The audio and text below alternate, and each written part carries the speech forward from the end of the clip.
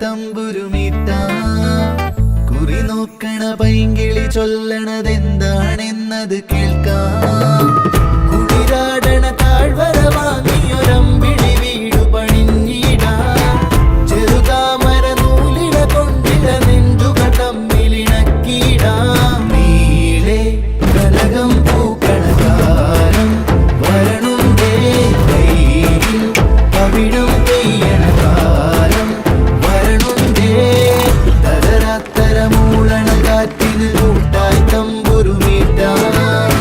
കുറി നോക്കണ പൈങ്കിളി ചൊല്ലണതെന്താണെന്നത് കേൾക്കാം.